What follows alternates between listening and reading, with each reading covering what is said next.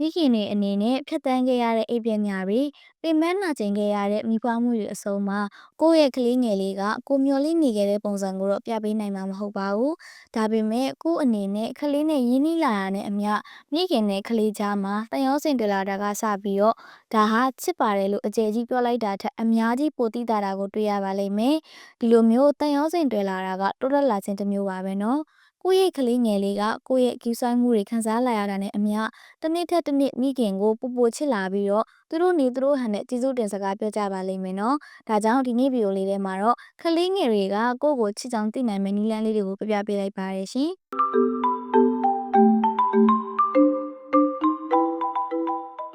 ပထမအဆုံးတစ်ခုကတော့တင့်ရဲ့မျက်လုံးတွေကိုစိုက်ကြည့်တာပါ။ကလေးလေးတွေကမျက်နှာတွေကိုလိုက်ကြည့်ရတာနှစ်သက်တက်ပြီးတော့ကိုယ့်ရဲ့မျက်နှာကတော့သူတို့ရဲ့ပထမဆုံးဦးစားပေးပေါ့နော်။ဆောက်ရှောက်သူတွေစီကချစ်ချင်းနဲ့အာယုံစိုက်မှုတွေကိုဆွဲဆောင်ယူနိုင်မဲ့ဒီခံစားချက်အပြည့်နဲ့အကြည့်တွေကမွေးရပါပင်ကိုယ်ပြီးစားတစ်မျိုးပါပဲ။ကလေးတွေရဲ့ဒီအကြည့်တွေဟာဆိုရင်သူတို့ဘဝအတွက်အရေးပါမှုတွေကိုသိရှိလာတဲ့အတွက်ကြောင့်မို့လို့ကိုယ့်အတွက်သူတို့ရဲ့ချစ်ချင်းမြတ်တာတွေအစားပေါ့နော်။နောက်ထပ်တစ်ခုကတော့သူတို့တင့်ရဲ့ကိုယ်ရဲ့နံမှာ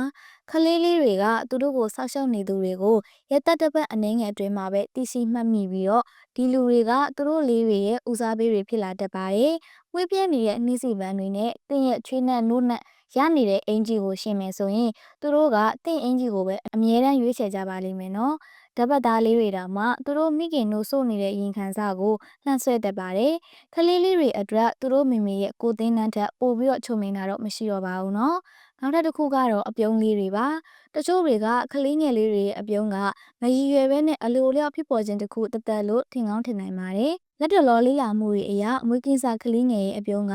ဓာတ်ထက်အတိတ်ပဲပူပါတယ်နော်ကလေးငယ်လေးစီကနေပြီးတော့ပထမအဆုံးစစ်မှန်ပြီးတော့တောက်ပတဲ့အပြုံးရလိုက်တဲ့အချိန်ကအမတန်ကိုလှိုက်ပါတဲ့အခိုက်အတန့်လေးပါပဲ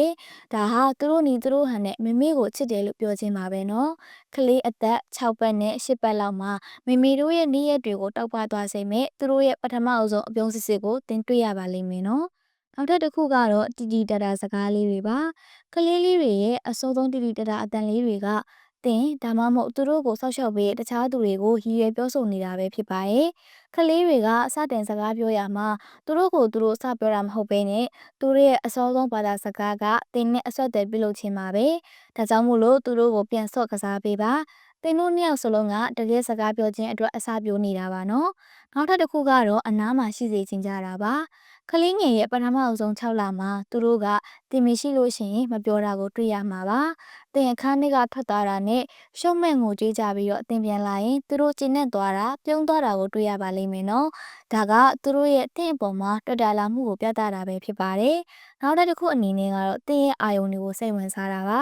အပန်းဖြေရဲ့ညနေခင်းကလှပတဲ့မီးစမ်းလေးတွေပဲဖြစ်ပါစေညစ်ပတ်နေတဲ့အဝတ်ပုံကြီးပဲဖြစ်ပါစေတင်ကဂယုတက်ဆိုင်အာယုံကျနေမယ်ဆိုရင်တော့တင့်ကလေးလေးကလည်းအာယုံလိုက်ဆိုင်နေတာကိုတွေ့ရမှာပါနော်အသက်9လ12လအရွယ်လောက်လေးမှာတင်သူတို့က